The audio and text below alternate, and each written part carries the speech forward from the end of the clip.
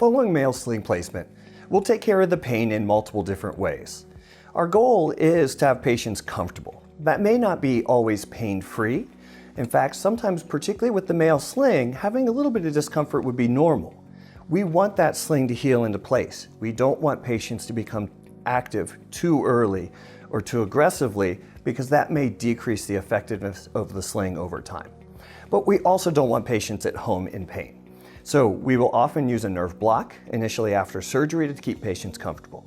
In addition, we'll generally provide medications, and those are mostly oral medications, but can include a narcotic medication as well to help control that pain. The goal is to get you off the narcotic medications and onto anti-inflammatories as soon as we can to really minimize constipation and speed healing. To reduce swelling following a male sling placement, there's a couple keys. One is that you can ice. You can ice in the perineum, or where you'd sit on that bike seat where the main incision is going to be, or you can ice on the scrotum.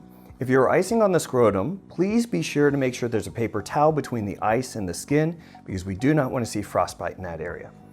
Also, pressure or compression can help. If you're up moving around, tight compression shorts, the snugger the better, are going to help decrease swelling, particularly in the first 7 to 10 days.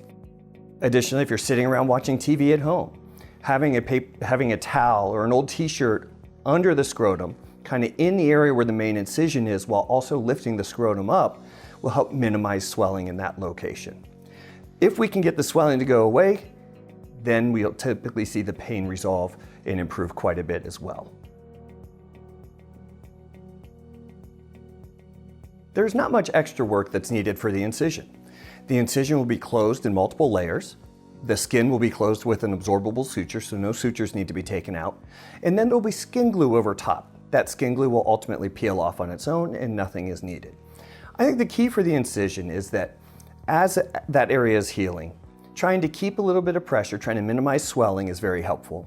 Additionally, if there's an irritated area, a raw area, putting Neosporin or a triple antibiotic ointment can really minimize any discomfort there.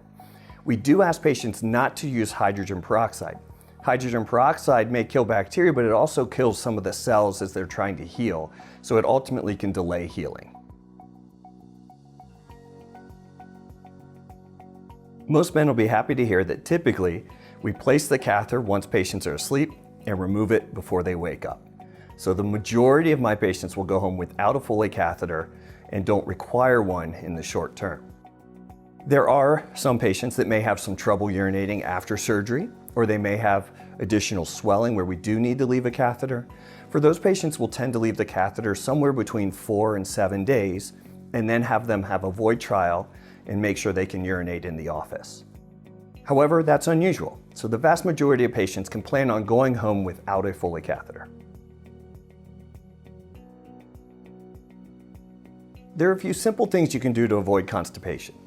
And I do encourage patients to really avoid constipation when it comes to the male sling, because we don't want any extra pressure of having to try to push the stool out, which also puts extra pressure down where the sling was placed.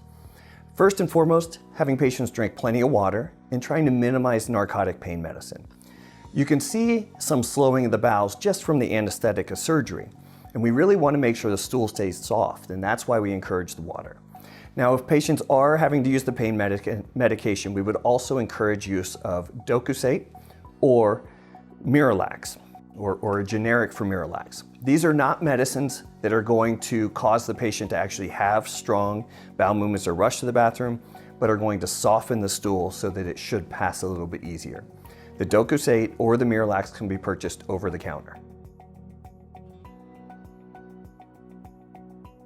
This part of the recovery for the male sling is very important. The sling primarily works, and a big portion of how it works is from healing into place. Therefore, we want to give it adequate time to truly heal into place. I ask my patients to give at least 4 weeks, if not closer to 6 weeks, without any heavy lifting, any real strenuous activity, or sexual activity. Now, when I say heavy lifting, anything where it makes you grunt a little bit to pick it up, or where you have to really strain to tighten up your stomach to move it, that's going to be heavy activity. As far as bathing goes, we allow guys to get back to showering. Within about 24 to 48 hours after surgery, just let the water run over and don't scrub the areas of the incisions. As far as tub baths, we generally would like guys to wait about 14 days for that. And when we look at swimming in pools, when we look at getting into lakes or rivers, or particularly hot tubs, we do ask guys to wait a full 6 weeks after surgery for that. As for other movements, again, very important here, we don't want guys to lift their legs too far apart or too high, meaning that I only want you to take one step at a time going up and down stairs. You might be able to take two, but I want you to take one. We don't want that separation of the two legs apart very often. Additionally, if you have a big truck to have to get into, find a step stool so that you're not taking a big step up, which may decrease the effectiveness of the sling. When it comes to squats and things of that nature, anything where the legs are spreading apart, we want to minimize that as well. So when you bend over to pick stuff up, one, we don't want you lifting anything too heavy, but two, this is a time where we would say, okay, we want you to bend at the waist and not pick anything too heavy because we don't want those legs coming apart like would typically happen when you squat down. Patients can generally return to driving fairly quickly after a male sling placement. We do want patients to wait at least 24 hours after having an anesthetic before trying to drive, just so we make sure your reflexes are back up to where they should be. Additionally, if patients are on gabapentin or narcotic pain medications, we'd ideally not like to have them driving because those can also delay your reflexes. As for the pain, once patients are comfortable from a pain standpoint, they can get back to driving. Getting back to work's a little bit different, and it's very dependent on what the patient does for work. For men that have to do a lot of heavy lifting, climbing, crawling, squatting down, things of that nature, getting back to work is probably going to be delayed about 3 minimum, ideally closer to about 4 to 5 weeks after the procedure. For patients that are sitting at a desk primarily, or up walking around but nothing too strenuous, most of those patients are able to get back to work within about a week after the procedure. The typical recovery following a male sling placement is going to be approximately 4 to 6 weeks. That is the time needed to let everything heal into place well and to allow guys to get back to their activities without any limitations. Most guys, however, are going to be able to get back to relatively normal activities in their typical daily living activities within about a week. We want patients to give us a call about anything they find concerning following the procedure.